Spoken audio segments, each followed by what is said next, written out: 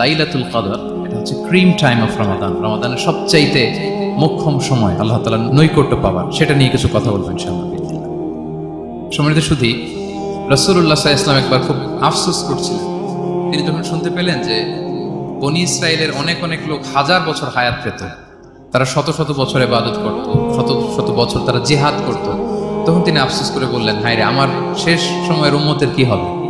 কারণ তিনি বলেছেন যে আমারু উম্মতি মা বাইনা 60 ইলা 70, আমার উম্মতের গড় বয়স হচ্ছে 60 থেকে 70। ওয়া আকাল্লুহুম মান ইয়াজুজু যালিক, খুব অল্প সংখ্যক লোকই এর চেয়ে বেশি হায়াত পাবে। রাসূল সাল্লাল্লাহু আলাইহি ওয়াসাল্লাম যখন দেখলেন যে শত শত বছর হায়াত পেয়েছে বনী ইসরায়েলের লোকেরা, বনী ইসরায়েলের ওরা শত শত বছর জিহাদ করেছে, আমার উম্মত তো 60 বছরে তার হায়াতই শেষ, 60 থেকে 70-এর মধ্যে তার জীবনই শেষ, তা আমার গুনাহগার উম্মতের কি হবে? রাসূল সাল্লাল্লাহু আলাইহি ওয়াসাল্লাম খুব আফসোস করছেন। রাসূলুল্লাহ সাল্লাল্লাহু আলাইহি ওয়াসাল্লামের এই চিন্তা, এই উদ্বিগ্নতা দূর করার জন্য আল্লাহ তাআলা সূরাতুল কদর নাযিল করলেন এবং বললেন যে ইন্না আনসালনাহু ফি লাইলাতিল কদর ওয়া মা আদরাকা মা লাইলাতুল কদর লাইলাতুল কদরি খায়রুম মিন আলফি শাহর। লাইলাতুল কদর, এই কদরের রাতটা হচ্ছে এমন রাত যেটা খায়রুম মিন আলফি শাহর, হাজার মাসের চেয়েও সেরা। 1000 মাস লাগাতার ইবাদত করলে যে সওয়াব, কদরের রাতে ইবাদত করলে এর সমান সওয়াব হবে নাকি? সমান হবে না। আল্লাহ তাআলা বলেছেন খায়রুম মিন আলফি শাহর, না, এর চেয়েও শ্রেষ্ঠ, এর চাইতেও বেশি। হাজার মাসে, অর্থাৎ 1000 মাসে হয় 83 বছর 4 মাস। তো কদরের রাতে যদি আমরা ইবাদত করি তাহলে 83 বছর 4 মাস ইবাদত করলে যে সওয়াব, সে সওয়াব আল্লাহ তাআলা আমাদের আমলনামায় নসিব করবেন। তো আমরা যেন এই কদরের রহমত বরকত থেকে যেন আমরা বঞ্চিত না হই। তো রাসূল সাল্লাল্লাহু আলাইহি ওয়াসাল্লামকে সান্ত্বনা দেওয়ার জন্য যে হে নবী, আপনি চিন্তিত হবেন না, বনী ইসরায়েলের অনেক লোক হাজার বছর হায়াত পেয়েছে, শত শত বছর ইবাদত করেছে, জিহাদ করেছে, তারা হায়াত পেয়েছে বেশি কিন্তু তারা কদর পায়নি। আর আপনার উম্মতকে আমি হায়াত দিয়েছি কম, কিন্তু তাদেরকে কদর দিয়েছি। সুবহানাল্লাহ ওয়া বিহামদি, লাইলাতুল কদর দিয়েছি, যে কদরের রাত হাজার মাসের চেয়েও সেরা। তো এই কদরের রাতকে আবার লাইলাতুল মুবারাকাও বলা হয়েছে। ইন্না আনসালনাহু ফি লাইলাতিন মুবারাকা, বরকতময় রাত। ফিহা ইউফরাকু কুল্লু আমরিন হাকিম, সব বিজ্ঞচিত প্রাজ্ঞচিত বিষয়ের ফয়সালা হয়। এটা বেসিক্যালি একটা বাজেট রাত বলা যায়। এ রাতে আগামী 1 বছরে আমাদের কি ঘটবে না ঘটবে আল্লাহ তাআলা এটার বাজেট করেন, এটাকে রিভাইজ করেন। সো এই রাতটা অনেক গুরুত্বপূর্ণ। তো এই কদরের রাত, এটা কবে? এটা স্পেসিফিক ছিল, মানে সুনির্দিষ্ট ছিল। রাসূল সাল্লাল্লাহু আলাইহি ওয়াসাল্লাম আমাদেরকে জানাতে চেয়েছিলেন কবে, কিন্তু রাসূল সাল্লাল্লাহু আলাইহি ওয়াসাল্লাম জানাতে পারেননি। সহিহ বুখারীতে এসেছে যে রাসূল সাল্লাল্লাহু আলাইহি ওয়াসাল্লাম খরাজান নবী সাল্লাল্লাহু আলাইহি ওয়াসাল্লাম লিয়ুখবিরানা বিলাইলাতিল কদর। উবাদা ইবনে সামিত রাদিয়াল্লাহু তাআলা বলেন, রাসূল সাল্লাল্লাহু আলাইহি ওয়াসাল্লাম আমাদেরকে জানাতে বের হয়েছিলেন যে কবে কদরের রাতটা। ফাতালাহা রাজুলান মিনাল মুসলিমিন, হঠাৎ মুসলমানদের মধ্যে থেকে 2 জন ঝগড়া লাগলো, তর্ক লাগলো। আর রাসূল সাল্লাল্লাহু আলাইহি ওয়াসাল্লাম হঠাৎ করে ওই ঝগড়ার দিকে খেয়াল করলেন, ওই দিকে খেয়াল করে ওই তারিখটার কথা তিনি ভুলে গেলেন। ফারুফিআত, রাসূল সাল্লাল্লাহু আলাইহি ওয়াসাল্লাম বললেন, আমার হৃদয় থেকে, অন্তঃকরণ থেকে এটাকে উঠিয়ে নেওয়া হবে। এখন আমি মনেই করতে পারছি না এটা কি 23 না 25 না 27 না 29, আমি মনে করতে পারছি না। এজন্য রাসূল সাল্লাল্লাহু আলাইহি ওয়াসাল্লাম বলেছেন যে তবে আমি এতটুকু মনে করতে পারছি, ফালতামিসুহা ফিল আশরিল আওয়াখিরি ফিল বিত্রি, রমাদানের শেষ দশকের বেজর রাত্রিগুলোতে তোমরা কদর তালাশ করো। বেজর রাতে যদি তোমরা কদর তালাশ করো তাহলে এই কদর সুনিশ্চিতভাবে তোমরা পাবে। তো এই জন্য স্কলাররা সবসময় বলেন যে লাস্ট 10 days অফ রমাদান খুব গুরুত্বপূর্ণ, সবচেয়ে the cream time of Ramadan. I repeat, এটা রমাদানের একেবারে মাহেন্দ্রক্ষণ। এই 10 দিনের যে কোনো 10 রাতের যে কোনো রাত কদর হয়ে যেতে পারে, বিশেষ করে অড নাইটস গুলো 21, 23, 25, 27 এবং 29, যে কোনো দিন হয়ে যেতে পারে কদর। সো বুদ্ধিমানের কাজ হচ্ছে আমরা যেন রমাদানের শেষ 10 রাতে লাগাতার একইভাবে একই স্পিডে আমরা যেন ইবাদত করি। কোনো রাতে বেশি করলাম, হয়তো 27-এর রাতে আমি খুব ভাব গাম্ভীর্য নিয়ে, খুব আবেগ নিয়ে ইবাদত করলাম, কিন্তু হয়ে যেতে পারে যে এবছর কদর ছিল 25-এর রাত, হতে পারে না? পারে। তো আমরা তো মিস করে ফেললাম। তো আমরা যেন মিস না করি, বুদ্ধিমানের কাজ হবে সমান তালে ইবাদত করা। এবং এটা এত গুরুত্বপূর্ণ, রাসূল সাল্লাল্লাহু আলাইহি ওয়াসাল্লাম এত এমফাসাইজ করে কোনো রাতের কথা বলেন। আরবি মাস অনুযায়ী 354টা রাতের মধ্যে সবচাইতে শ্রেষ্ঠ রাত, সবচাইতে শ্রেষ্ঠ রাত সূর্য ডোবার পর থেকে হাত্তা মাতলাইল ফাজর, ফজরের সূচনা লগ্ন পর্যন্ত শান্তিময় এ রাত, বরকতের এ রাত। রাসূল সাল্লাল্লাহু আলাইহি ওয়াসাল্লাম বলেছেন, মান হুরিমা খায়রাহা ফাকাদ হুরিম, যে কদরের বরকত থেকে, খায়ের থেকে বঞ্চিত হলো, সে আসলেই বঞ্চিত। হি ইজ দ্য লুজার, সে হতভাগা, সে পোড়া কপাল, সে বঞ্চিত। মান হুরিমা খায়রাহা ফাকাদ হুরিম। যে কদর পেল না সে হতভাগা। এখন আমরা কি হতভাগা হতে চাই? আমরা শুরুতে অনেক হোপফুল ছিলাম, এত এত ব্লেসিংস, এত এত বরকত, রহমতের ফলগু ধারায় আমরা প্লাবিত হচ্ছি রমাদানে। তা আমরা তো হতভাগা হতে চাই না। তা আমরা যেন এই শেষ 10 দিন এক তালে আন্তরিকতার সাথে ঈমান ও ইহতিসাবা আমরা যেন ইবাদত করি, সম্মানিত ভাই এবং বোনেরা। তাহলে আমরা সৌভাগ্যশীলদের অন্তর্ভুক্ত হতে চাই, হতভাগা হতে চাই না। আমরা এবার একটু শুনবো যে রাসূলুল্লাহ সাল্লাল্লাহু আলাইহি ওয়াসাল্লাম কদরের রাতগুলোতে কি কি ইবাদত করতেন। আমি খুঁজে 5টা আমলের কথা পেয়েছি বিশেষভাবে, কমন যে আমলগুলো সেগুলো তো ছিলই, বিশেষভাবে 5টা কাজ রাসূল সাল্লাল্লাহু আলাইহি ওয়াসাল্লাম কদরের রাতে করতেন। 1 নম্বর কাজ হচ্ছে তিনি সারা রাত জেগে ইবাদত করতেন এবং পরিবারের লোকদেরকে ঘুমোতে দিতেন না, উঠিয়ে দিতেন। বছরের অন্য কোনো সময়ে সারা রাত জেগে ইবাদত করার কোনো নজির রাসূল সাল্লাল্লাহু আলাইহি ওয়াসাল্লামের জীবনে ছিল না। সব রাতে ঘুমাতেন। আমি জোহর বারুতে একটা কনভেনশনে the daily routine of prophet সাল্লাল্লাহু আলাইহি ওয়াসাল্লাম একটা আলোচনা করেছিলাম, যেখানে রাসূল সাল্লাল্লাহু আলাইহি ওয়াসাল্লামের দৈনন্দিন জীবনের রুটিন আলোচনা করেছিলাম। সেখানে আমরা বলেছি যে রাসূল সাল্লাল্লাহু আলাইহি ওয়াসাল্লামের দৈনন্দিন অভ্যাস ছিল তিনি এশার পরেই তাড়াতাড়ি ঘুমিয়ে পড়তেন আর মিড নাইটে উঠতেন। রাসূল সাল্লাল্লাহু আলাইহি ওয়াসাল্লামের কর্মদিবস শুরু হতো মিড নাইটে। আমাদের তো সকালে আরো অনেক পরে শুরু হয়। রাসূল সাল্লাল্লাহু আলাইহি ওয়াসাল্লামের কর্মদিবস শুরু হতো বেসিক্যালি মিড নাইটে। এশার পরে কথাবার্তা না বলে আগে ঘুমোতে যেতেন, মিড নাইটে উঠতেন, কিন্তু ঘুমাতেন। ঘুম ছাড়া রাত কাটাতেন না। সারা বছরের এটা ছিল যে এশার পর পরে ঘুমোতে যেতেন, except the last 10 days of Ramadan. রমাদানের শেষ 10 রাতে রাসূল সাল্লাল্লাহু আলাইহি ওয়াসাল্লাম ঘুমাতেন। এই 10 দিনের ব্যাপারেই পাওয়া যায় সারা রাত জেগে তিনি ইবাদত করতেন। আম্মা জান আয়েশা রাদিয়াল্লাহু তাআলা আনহা বলেন, ইযা দাখালাল আশরু আহিয়াল লাইলা ওয়া আইকাযা আহলা ওয়া জাদ্দা ওয়া শাদ্দাল মিজার। রমাদানের শেষ দশক যখন আসতো রাসূল সাল্লাল্লাহু আলাইহি ওয়াসাল্লাম সারা রাত জেগে ইবাদত করতেন। পরিবারের সদস্যদেরকে জাগিয়ে তুলতেন, স্ত্রীদের ঘুমাতে দিতেন না, জাগিয়ে তুলতেন। ফাতেমা রাদিয়াল্লাহু তাআলা আনহার ঘর পাশেই ছিল, তাদেরকে যে জাগাতেন এবং নিজে সারা রাত ইবাদত করতেনই। জাদ্দা ওয়া শাদ্দাল মিজার, খুবই বলিষ্ঠভাবে, খুব মজবুতভাবে কোমরে গামছা বেঁধে নামার একটা এক্সপ্রেশন এখানে দেওয়া হয়েছে। মিজার, ইজহার মানে হচ্ছে বাংলা করলে হয় লুঙ্গি। লুঙ্গি আমরা যখন খুব শক্ত কোনো কাজ করতে যাই তখন তারা কি করে, খুব টাইট করে লুঙ্গিটা বাঁধে। তার মানে বোঝানো হচ্ছে রাসূল সাল্লাল্লাহু আলাইহি ওয়াসাল্লাম কোমরে ভালো করে লুঙ্গি বেঁধে বা গামছা বেঁধে আটকাট বেঁধে নামতেন শেষ 10 দিনের জন্য।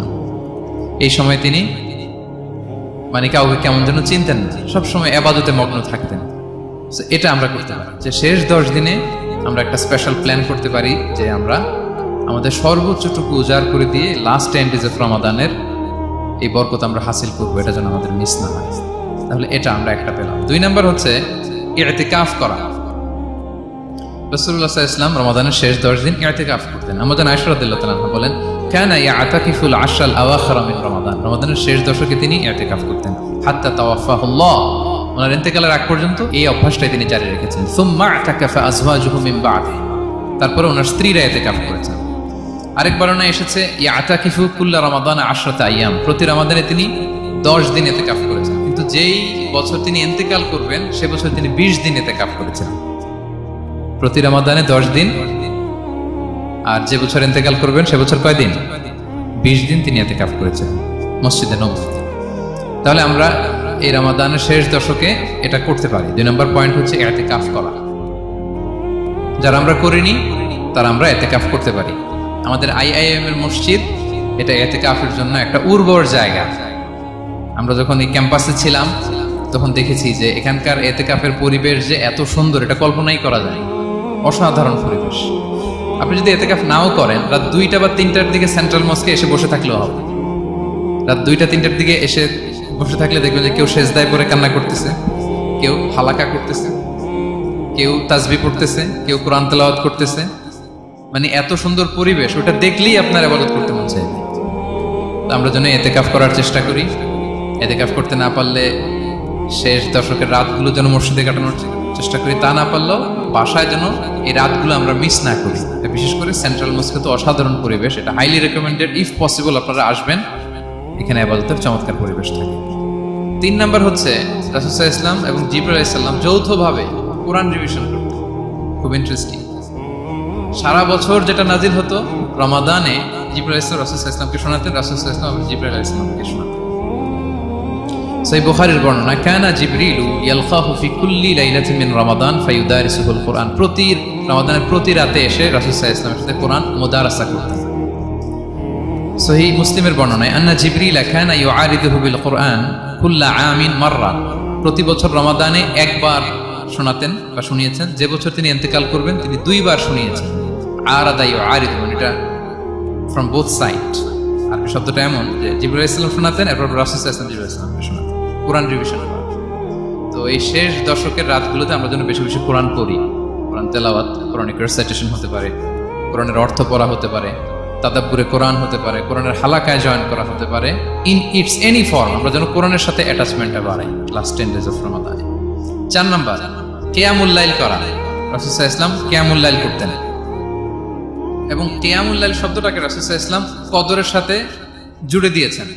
সহিহ বুখারীর বর্ণনায় তিনি বলেছেন, মান কামা লাইলাতাল কদরি ঈমানা ওয়া ইহতিসাবা গুফিরা লাহু মা তাকাদ্দামা মিন যামবি। কদরের রাতে যে কিয়ামুল লাইল করে বিশ্বাস নিয়ে এবং নাজাতের প্রত্যাশা নিয়ে, তার পূর্বের সমস্ত গুনাহ আল্লাহ তাআলা ক্ষমা করে দেবেন।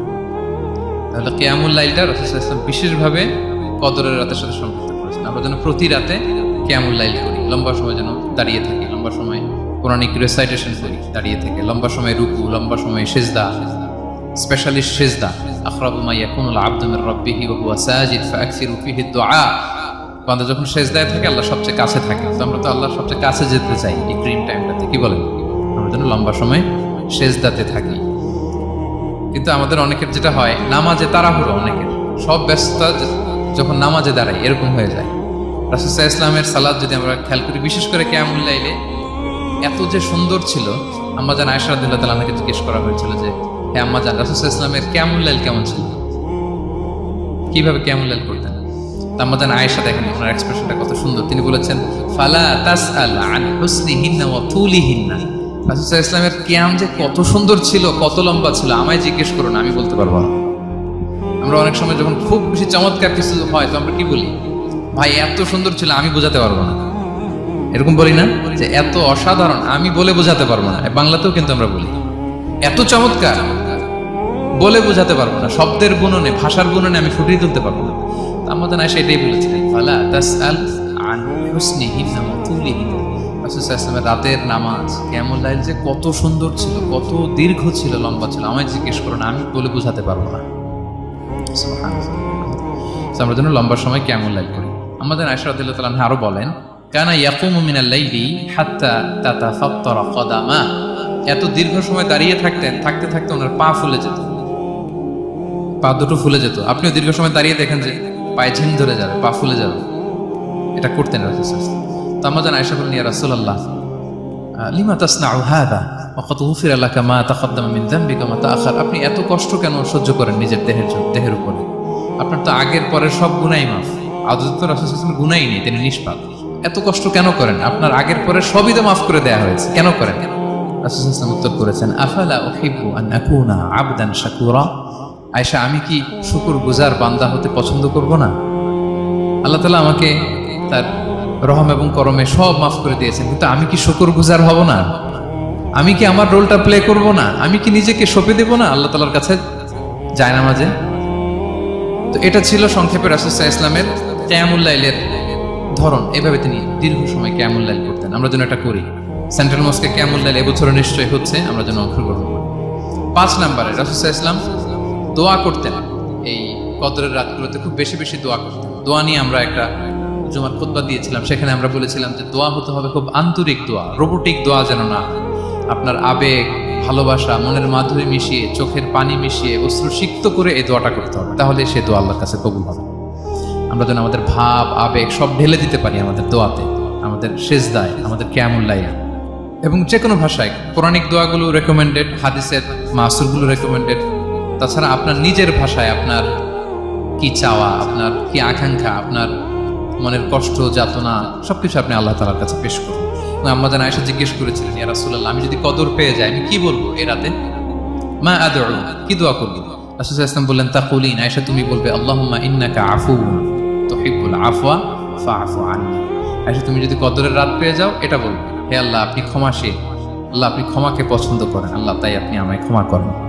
হে আল্লাহ আপনি ক্ষমাশীল, আপনি ক্ষমাকে পছন্দ করেন, আল্লাহ আপনি আমাকে ক্ষমা করেন। এই দোয়াটা আমরা যেন বেশি বেশি করি। আমার সাথে সাথে সবাই একটু পড়ুন মেহরবানি করে। আল্লাহুম্মা ইন্নাকা আফুন তুহিব্বুল আফওয়া ফাআফু আন্নি আল্লাহুম্মা ইন্নাকা আফুন তুহিব্বুল আফওয়া ফাআফু আন্নি। হে আল্লাহ, আপনি ক্ষমাশীল, আপনি ক্ষমা করাকে পছন্দ করেন, আল্লাহ আমাকে ক্ষমা করেন। আমরা আমাদের নিজেদের ভাষায় অনেক দোয়া করতে পারবো, কিন্তু রাসূল সাল্লাল্লাহু আলাইহি ওয়াসাল্লামের শেখানো দোয়াগুলো এটা হচ্ছে মানে very precise in wording but comprehensive in meaning.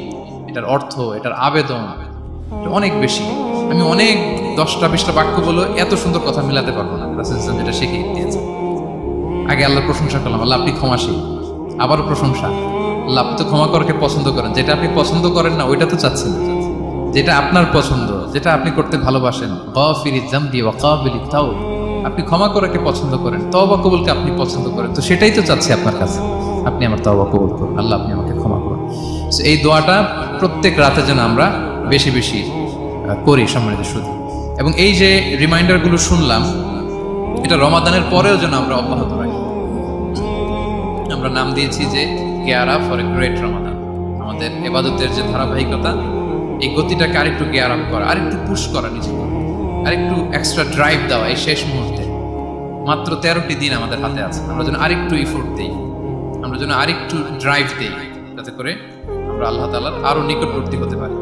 এবং এই রমাদানে আমরা যা শিখলাম, যেটা করলাম, এটার ইম্প্যাক্ট যেন রমাদানের পরেও আমাদের মধ্যে থাকে। আমাদের অনেকের এটা হয় যে রমাদানে আবেগে অনেক আলোচনা শুনে, ক্ষমার মাস জেনে এত ইবাদত, রমাদান নাই ইবাদতও নাই, এরকম হয়ে যায়। এটা যেন না হয়, বরং এটার একটা পরশ যেন আমাদের হোল দ্য ইয়ার লং থাকে। আরব শায়েখরা বলেন যে কুন রব্বানি লা তাকুন রমাদানি, রব্বানি হও, রমাদানি হয় না। মানে রমাদান আসছে, তুমি রমাদান কেন্দ্রিক ইবাদত নিয়ে অনেক উচ্ছ্বাস, কিন্তু রমাদান শেষ, ইবাদত শেষ, এমনটা যেন না। রমাদানের পরেও সে মেহেরবান আল্লাহ তাআলা কিন্তু আমাদের জন্য আছেন। তিনি প্রতি রাতে শেষ রাতে নেমে আসেন, এসে ডাকতে থাকেন, কার ক্ষমা লাগবে ক্ষমা চাও, ক্ষমা করো, কে বিপদে পড়েছ বলো, আমি উদ্ধার করব। তো তিনি আরশের উপর থেকে প্রথম আসমানে নেমে আসলেন দেওয়ার জন্য। আমি ঘুম থেকে জাগতে পারলাম না, নেয়ার জন্য। এটা হইল প্রাইম মিনিস্টার আনোয়ার ইব্রাহিম আমাকে একটা অ্যাওয়ার্ড দিলেন, লেটস সে হোটেল ইন্টারকন্টিনেন্টাল, উনি এসে বসে আছে, বাট আমি যেতে পারিনি। এটা হয় না। আল্লাহ তাআলা প্রতি রাতে শেষ রাতে এসে বলেন কার কি লাগবে দাও। তিনি নেমে আসেন বা বিশেষ মনোনিবেশ করেন প্রথম আসমানে এসে, কিন্তু আমরা যে নিব সেই সময়টুকুন আমাদের হয় না। আমরা এতটা গাফেল যেন না হই, আমরা যেন একটু পুশ করি। বড় কিছু পেতে হলে নিজেকে পুশ করতে হয়, এক্সট্রা একটা ড্রাইভ দিতে হয়। সম্মানিত শুধু 17টা দিন কি করলাম একটু রিভাইজ করি, যোগ বিয়োগ করি নিজের সাথে নিজে, যে প্ল্যানটা নিয়ে রমাদান শুরু করলাম, ওইরকম কেমন লাইল করতে পারলাম কিনা, ওইরকম চ্যারিটি করতে পারলাম কিনা, রেসাইটেশন করতে পারলাম কিনা, একটু যেন নিজের সাথে নিজে বোঝাপড়া করি, একটু যেন রিভাইজ করি এবং নিজেকে যেন একটু পুশ করি। সম্মানিত শুধু এই ছিল সংক্ষিপ্ত আলোচনা। আমি 30 সেকেন্ডসে পুরো আলোচনাটা আবার একটু যারা পরে এসেছেন একটু রিভাইজ করে নেই। আমি শুরুতে এভাবে শুরু করেছিলাম যে রমাদান এটা হচ্ছে it's a month of hope, এটা আশা জাগা নিয়ে একটা মাস। এই মাসের যে রহমত বরকতের যত যত হাদিস করোনার আয়াতগুলো আমরা বলেছি, এগুলো শুনলে আমাদের মধ্যে একটা আশা জাগে, আশাবাদী হয়ে ওঠে যে আমার এই মাস আমার মুক্তির মাস, আমি মুক্তি পাবো। কিন্তু at the same time it's a month of warning, এটা আবার সতর্কতারও মাস। রাসূলুল্লাহ বলেছেন রোজা রেখে যে মিথ্যা ছাড়লো না, পাপ ছাড়লো না, তার ধ্বংস। আবার 3বার তিনি আমিন বলেছেন। বেসিক্যালি এটা একটা বদদোয়া যে মান আদরাকা রমাদান ওয়া লাম ইগফার লাহু, যে রমাদান পেয়েও নিজের গুনাহ ক্ষমা করতে পারলো না, তার ধ্বংস। সো আমরা আশাবাদী হব। আল ঈমানু বাইনাল খাউফি ওয়ার রাজা, বিশ্বাস হচ্ছে আমার মধ্যে ভীতিও কাজ করবে, আবার আমার মধ্যে একটা হোপ থাকবে, এটাই ঈমান। সো আমরা যেন এই ওয়ার্নিংগুলো আমাদের মাথায় রাখি, যে আমরা যেন আল্লাহর নৈকট্যপ্রাপ্ত বান্দা হতে পারি, ক্ষমাপ্রাপ্তদের অন্তর্ভুক্ত যেন আমরা হতে পারি।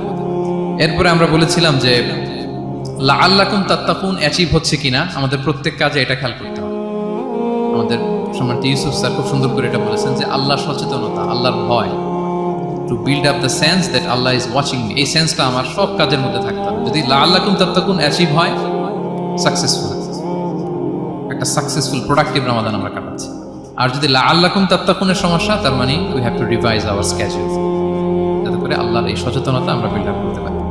এরপর আমরা বলেছি যে আমরা সংযমটা যাতে এনশিওর করি, রমাদানের যে সংযম, নিজের প্রবৃত্তির উপর আমরা বিজয় লাভ করি। সারা বছর প্রবৃত্তি জিতে রমাদানে আমরা জিতি, এরপর আমরা চ্যারিটির কথা বলেছি। রাসূল সাল্লাল্লাহু আলাইহি ওয়াসাল্লাম খুব জেনারাস হয়ে যেতেন রমাদানে, আমরা যেন আমাদের দানের হাতকে আরো প্রশস্ত করি এবং রমাদানে আমাদের কমিউনাল স্পিরিট চলে আসে, আমাদের বেসিক্যালি একটা সেলফ ট্রান্সফরমেশন হয়, অনেক বদ অভ্যাস আমরা রমাদানে ত্যাগ করি, বাকি মাসেও যেন এটা আমরা কন্টিনিউ করি।